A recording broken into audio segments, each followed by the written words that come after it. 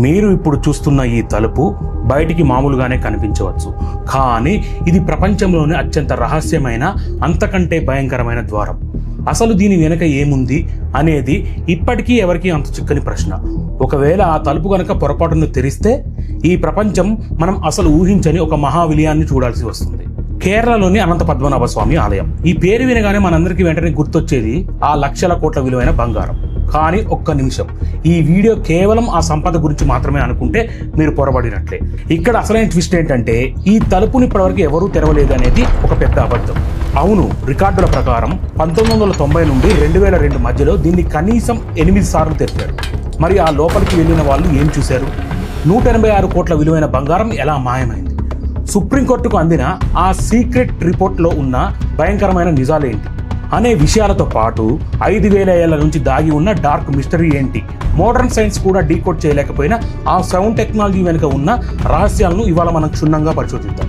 అందుకే ఒక్క సెకండ్ కూడా స్కిప్ చేయకుండా వీడియోని చివరి వరకు చూడండి. Hi friends, this is Arun Kiran and welcome to the darkest secrets of Ananta Padmanabha స్వామి.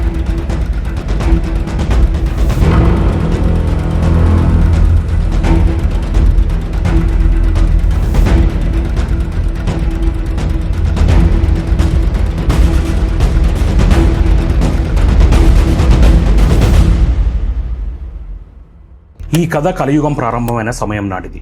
పురాణాల ప్రకారం ఉత్తర కర్ణాటకలోని కాసారాగోడ్ ప్రాంతంలో వెల్వమంగళ స్వామియార్ అనే ఒక గొప్ప విష్ణు భక్తుడు ఉండేవారు.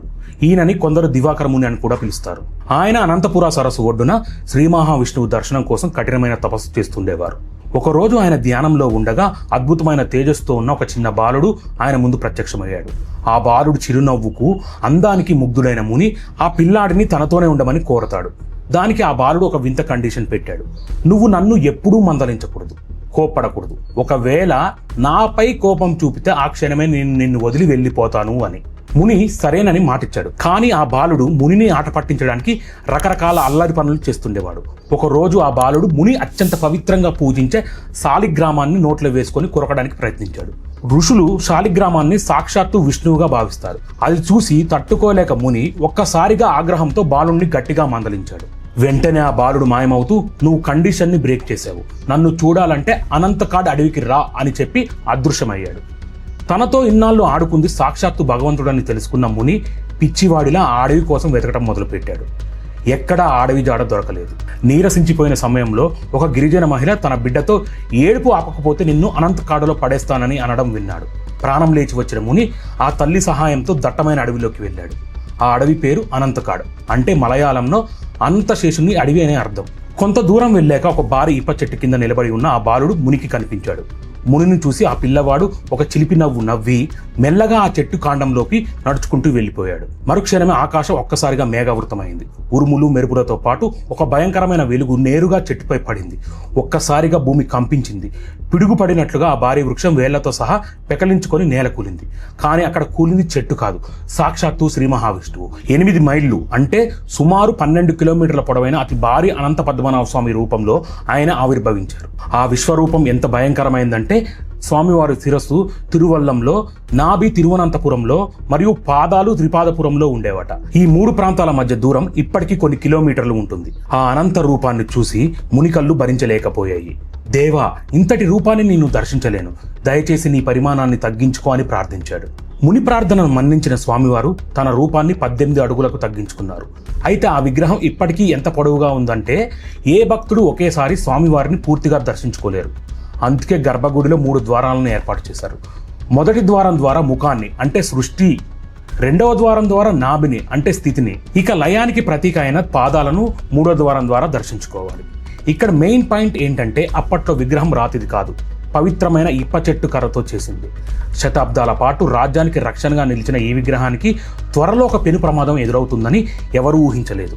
ఇక సామాన్య శకం 1566 సంవత్సరంలో ప్రధాన తూర్పు ద్వారంపై ఉన్న గోపుర నిర్మాణానికి పునాది వేయబడింది. కానీ ఆ పునాదులపై ఆలయం తయారవుతున్న సమయంలోనే సామాన్య శకం 1686లో ఒక భారీ అగ్ని ప్రమాదం సంభవించింది. ఆలయ తాళపత్ర రికార్డుల ప్రకారం గర్భగుడిలో దీపారాధన జరుగుతున్న సమయంలో వెలిగించిన దీపం ప్రమాదవశాత్తు కింద పడి మంటలు వ్యాపించాయి. ఆ కాలంలో ఆలయం ఎక్కువగా కలపతో నిర్మించబడి ఉండటం వల్ల మంటలు క్షణాల్లో వ్యాపించి గర్భగుడితో పాటు మొత్తం ప్రాంగణం ధ్వంసమైంది. ఈ ప్రమాదంలో ఇప్ప చెట్టు కర్రతో చేసిన పాత విగ్రహం కూడా పాక్షికంగా కాలిపోయింది. శాస్త్రాల ప్రకారం దెబ్బతిన్న విగ్రహాన్ని పూజించకూడదు. కానీ ఇక్కడ ఒక మిస్టరీ ఉంది. పాత రికార్డులు కేవలం చెక్క విగ్రహం స్థానంలో కటుశర్కర యోగంతో కొత్త మూర్తిని ప్రతిష్ఠించారు అనే వారికి మాత్రమే తెలియజేస్తున్నాయి. ఆ విగ్రహ శకలాలను శాస్త్రోక్తంగా నిమజ్జనం చేశారా, గర్భగృహం చేశారా అన్నది స్పష్టంగా ప్రస్తావించలేదు. 1729లో గొప్ప పాలకుడు మార్తాండవర్మ పట్టాభిషిక్తులయ్యాక ఇక మీదట అగ్నికి కూడా కరగని 1000 ఏళ్ల వరకు చెక్కు చెదరని విగ్రహాన్ని చేయాలని సంకల్పించారు. అందుకోసమే ఆయన కటుశర్కర యోగం పద్ధతిని ఎంచుకున్నారు. నేపాల్లోని గండకీ నది నుండి ఏనుగుల మీద తెచ్చిన 12,008 శాలిగ్రామ రాళ్లను విగ్రహం లోపల నిక్షిప్తం చేశారు. అనేక రకాల ఆయుర్వేద మూలికల మిశ్రమంతో విగ్రహాన్ని రూపొందించారు. ఇది మంటలను తట్టుకోగలదు, తేమకు క్షీణించదు. ఈ పునర్నిర్మాణ పనులు పూర్తి కావడానికి 2 సంవత్సరాల కఠిన శ్రమ పట్టింది. నేడు ఆలయంలో మనకు కనిపించే అత్యున్నత నిర్మాణ శైలి ఈ కాలంలో రూపుదిద్దుకున్నదే. ఆలయ ప్రాంగణంలో మనకు కనిపించే నిర్మాణాలలో అత్యధిక భాగం మార్తాండవర్మ కాలంలోనే నిర్మించబడ్డాయి. అదేవిధంగా 1566లో పునాది వేయబడిన గోపుర నిర్మాణం కూడా ఇదే కాలంలో పూర్తి చేయబడింది. ఫ్రెండ్స్, తన అహంకారాన్ని వదిలేసి సేవకుడిగా మారిన ఆ రాజు భక్తి చూశారు కదా. ఇలాంటి అపురూపమైన చరిత్రను మీ ముందుకు తీసుకురావడానికి నేను ఎంతో రీసెర్చ్ చేస్తున్నాను. నా ఈ ప్రయత్నం మీకు నచ్చితే ఒక లైక్ చేసి సపోర్ట్ చేయండి. మీ ఒపీనియన్ని కామెంట్స్ రూపంలో చెప్పండి. మీ సపోర్ట్ ఉంటేనే నేను మరిన్ని ఇలాంటి విషయాలను చూపించగలుగుతాను. సో వీడియోని లైక్ చేయడం అసలు మర్చిపోకండి. అలాగే ఛానల్ కూడా సబ్స్క్రైబ్ చేసుకోండి. సరే, ఇప్పుడు అందరికీ వచ్చే డౌట్ ఏంటంటే లక్షల కోట్ల నిధి ఇక్కడికి ఎలా చేరింది అని. ఈ అపార సంపద వెనుక 1000 ఏళ్లుగా అనేక కారణాలు ఉన్నాయి. అందులో మొదటిది నల్ల బంగారం. ఆ రోజుల్లో మిరియాల విలువ బంగారంతో సమానంగా ఉండేది. ఐరోపా, రోమన్ సామ్రాజ్యాలు మిరియాలను కరెన్సీలాగా వాడుకునేవారు. ఒక్కోసారి వీటి బరువుకు సమానమైన బంగారంతో తూకం వేసి వ్యాపారం చేసేవారు. రోమన్ బంగారం అంతా మిరియాల కోసం భారత్కు తరలిపోతుందని చరిత్రకారుడు ప్లీనీ అప్పట్లోనే వాపోయారు. దానికి సాక్ష్యమే వాల్టియేలో లభించిన లక్షలాది రోమన్ నాణేలు. ఇక రెండోది వ్యాపార గుత్తాధిపత్యం. రాజా మార్తాండవర్మ మిరియాల వ్యాపారాన్ని ప్రభుత్వం ఆధీనంలోకి తెచ్చారు. వర్తకులు నేరుగా రైతుల నుండి కొనకుండా రాజ్యంతోనే ఒప్పందం చేసుకోవాలనే నిబంధన పెట్టారు. దీని ద్వారా వచ్చిన అపార లాభాలు ఆలయం నిధిగా మారాయి. ఇక 2011 లెక్కింపులో వాల్టియేలో లభించిన అద్భుతాల గురించి వింటే మైండ్ బ్లాక్ అవడం ఖాయం. ఆ లిస్టులో 4 అడుగుల బంగారు విగ్రహం, 18 అడుగుల బంగారు గొలుసు, వజ్రాలు పొదిగిన బంగారు సింహాసనం, 500 కిలోల బంగారు పూలు ఉన్నాయి. ఇక రాజులు తమ శరీర బరువుకు సమానమైన బంగారాన్ని తులాపురుష దానం ద్వారా సమర్పించేవారు. మైసూరు పాలకుడు టిప్పు సుల్తాన్ను దండెత్తినప్పుడు అనేక చిన్న రాజ్యాల రాజులు తమ ఆస్తులను సేఫ్గా ఉంచుకోవడానికి ఇక్కడ భద్రపరిచారు. తర్వాత వాటిని స్వామివారికి విడిచిపెట్టారు. ఇలా 1000 ఏళ్ల వాణిజ్యం ఈ ఆలయాన్ని ఒక అపారమైన నిధిగా మార్చింది. ఇక సామాన్య శకం 1750లో రాజా మార్తాండవర్మ తన రాజ్యాన్ని మొత్తం శ్రీ అనంత పద్మనాభ స్వామికి అంకితం చేశారు. దీన్నే త్రుప్పడి దానం అంటారు. దీని వెనుక బలమైన వ్యూహాలు ఉన్నాయి. రాజ్యాధికారం దేవుడిది కావటం వల్ల అంతర్గత తిరుగుబాట్లు ఆగిపోయాయి. రాజ్యం ఆదాయం మొత్తం ఆలయ ఖజానాకు చేరింది. శత్రువులు దండెత్తడానికి భయపడేవారు. ఎందుకంటే దేవుడు ఆస్తిని తాకటం మహాపాపం అని నమ్మేవారు. ఆ రోజు నుండి మార్తాండవర్మ తనను తాను రాజుగా కాకుండా శ్రీ పద్మనాభ దాస అని ప్రకటించుకున్నారు. రాజు కేవలం ట్రస్టీ లేదా కేర్ టేకర్ లాగా మాత్రమే రాజ్యాన్ని పరిపాలించేవారు. రాజవంశీయులు ఇప్పటివరకు కూడా తమను తాము స్వామివారి సేవకులుగానే భావిస్తారు. ఫ్రెండ్స్, ఇన్నాళ్ళు మనం చెప్పుకున్న ఈ హిస్టరీ అంతా నేలమాలిగల్లో నిశ్శబ్దంగా నిద్రపోయింది. కానీ 2009లో టీపీ సుందర్ రాజన్ అనే లాయర్ వేసిన పిటిషన్ ప్రపంచాన్ని ఊపేసింది. 2011లో సుప్రీంకోర్టు నేలమాలిగల్లో ఉన్న సంపదను లెక్కించాలని 7 సభ్యుల కమిటీని నియమించింది. ఆ కమిటీ మెంబర్స్ ఒక్కొక్క గదిని తెరుచుకుంటూ వెళ్తుంటే వాళ్లకు ఎదురైన దృశ్యాలు వారి ఊహకు కూడా అందలేదు. కానీ అన్ని గదులు ఈజీగా తెరుచుకోలేదు. కొన్ని గదుల దగ్గర వాళ్ళు అసలైన రహస్యాలను ఎదుర్కోవాల్సి వచ్చింది. ఇప్పుడు ఏ గదిలో ఏమేమి దొరికాయో ఒకసారి చూద్దాం. కమిటీ మెంబర్స్ టెంపుల్ కింద ఉన్న 6 నేలమాలిగలను ABCDEF అని పిలిచేవారు. ఇప్పుడు ఒక్కొక్క గదిలో ఏముందో వివరంగా చూద్దాం. వాల్ట్ A అత్యంత విలువైనది.